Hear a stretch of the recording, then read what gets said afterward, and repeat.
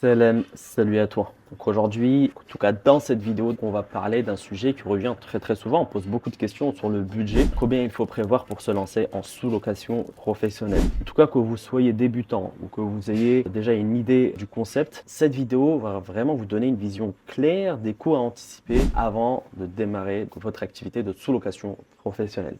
On va détailler ensemble justement donc avec un exemple concret d'un logement meublé en région parisienne avec un loyer de 900 € par mois. Bien sûr, les coûts peuvent varier en fonction de beaucoup de paramètres, Il y a énormément de paramètres à prendre en compte, mais le plus important, c'est de bien comprendre comment optimiser son budget et calculer son retour sur investissement.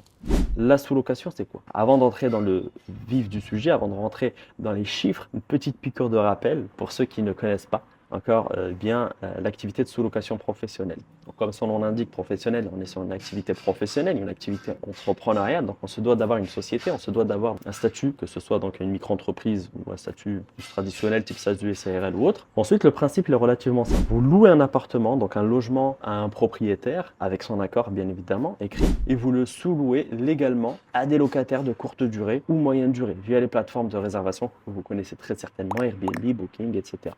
Cela peut être des voyageurs, des professionnels en déplacement ou même des étudiants. J'ai même eu des thérapeutes qui prennent mon logement de manière vraiment récurrente. L'avantage, c'est que vous pouvez générer donc un revenu sans forcément être propriétaire du bien. Vous n'êtes pas propriétaire du bien, vous profitez de l'effet de levier du bien sans en être propriétaire. Mais voilà, pour que cela fonctionne, il faut maîtriser plusieurs aspects. Donc la négociation avec le propriétaire, la gestion des charges et bien sûr le budget initial pour se lancer dans l'activité. Pour moi, les différents paramètres qui influent sur le budget dépendent de plusieurs facteurs. Le premier, bien sûr, le loyer. Donc c'est la première charge à prendre en compte. Il y a aussi donc, les conditions négociées avec le propriétaire. Certains vont demander un mois de caution, d'autres vont demander des mois de caution et d'autres acceptent carrément de supprimer si vous négociez bien. Donc l'idée, vous comprenez qu'il faut négocier la caution. Il y a aussi un autre paramètre, c'est l'état du logement.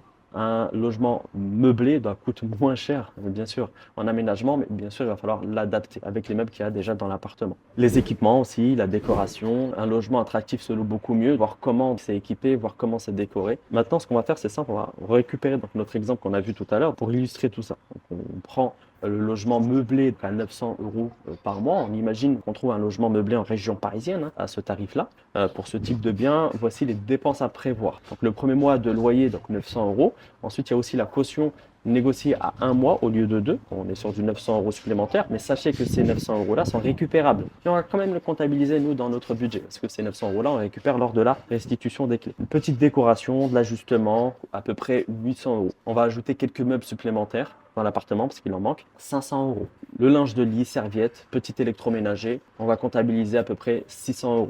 Donc on arrive sur un budget total environ, il me semble, de 3 700 €. Encore une fois, ce budget peut varier. Si vous négociez bien, vous pouvez économiser sur la caution. Si vous trouvez des meubles d'occasion ou profitez des promotions, vous pouvez réduire la note aussi. D'ailleurs, il y a une question qui revient très souvent, faut-il prendre un logement meublé ou non meublé? Je vais vous donner un peu les avantages et inconvénients des deux.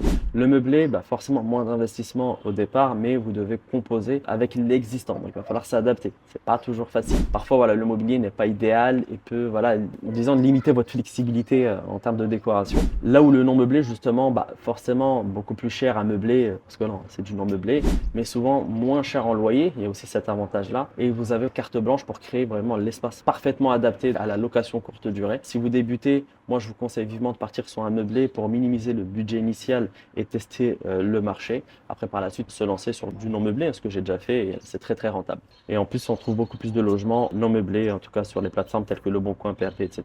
Maintenant, où acheter ces meubles et équipements? Pour éviter de faire exploser le budget, il faut bien choisir où acheter son mobilier et sa déco. Évitez vraiment les grandes enseignes comme Maisons du Monde où les prix sont extrêmement élevés. Pourquoi pas prendre une pièce maîtresse dans ces magasins-là, mais vraiment essayer d'aller dans des magasins comme Action, des enseignes discount ou même des achats en ligne. Il y a pas mal de sites qui proposent des prix discount. Pour le linge de maison et l'électroménager, profitez des promotions et des lots. L'objectif, c'est d'avoir un intérieur qui attire les locataires sans se ruiner. Maintenant, on va parler du retour sur investissement, parce que c'est important, c'est bien beau de mettre du budget, mais il faut parler de retour sur investissement. Tout business implique un retour sur investissement et la sous-location professionnelle est l'un des meilleurs modèles en termes de rentabilité. Si ce logement vous apporte 600 € de bénéfices nets par mois, donc le logement qu'on a donné en exemple, eh ben, sachez qu'en 5-6 mois, vous avez récupéré votre investissement initial, donc de 3 700 €.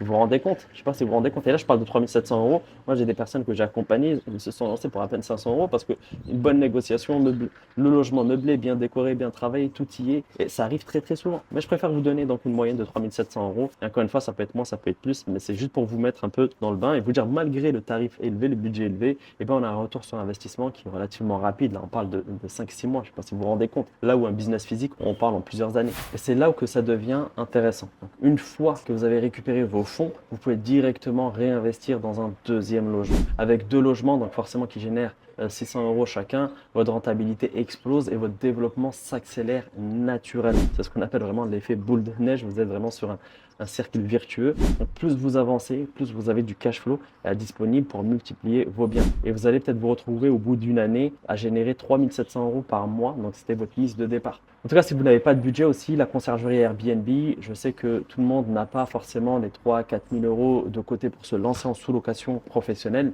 mais il y a une bonne nouvelle, il existe une alternative pour démarrer sans investissement initial. Vous pouvez vous lancer dans la conciergerie Airbnb. Le principe est relativement simple.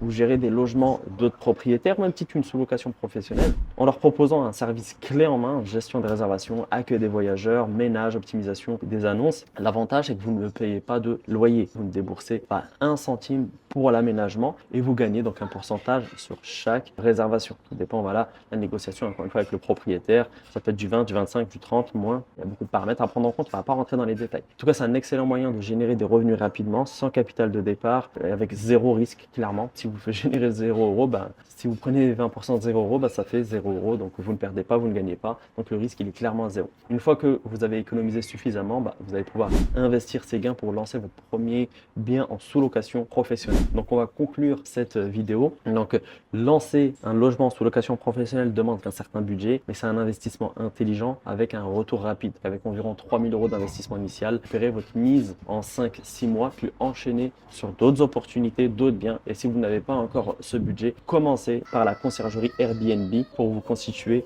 un capital de départ. En tout cas, si vous voulez en savoir plus sur l'activité ou si vous avez donc des questions, sachez que j'organise assez souvent des conférences en ligne sur l'activité de sous-location professionnelle et même conciergerie, que ce soit donc en France ou ici au Maroc. Durant cette conférence-là en ligne, vous allez pouvoir me poser toutes vos questions pour connaître la prochaine session. Ce que je vous invite à faire, c'est simple, c'est de cliquer sur le lien qui se trouve dans la description de cette vidéo et bien sûr, likez la vidéo. Abonnez-vous pour plus de conseils sur l'immobilier, l'investissement, la sous-location professionnelle, la conciergerie. Et je vous dis à très bientôt pour une prochaine vidéo. Assalamu alaikum.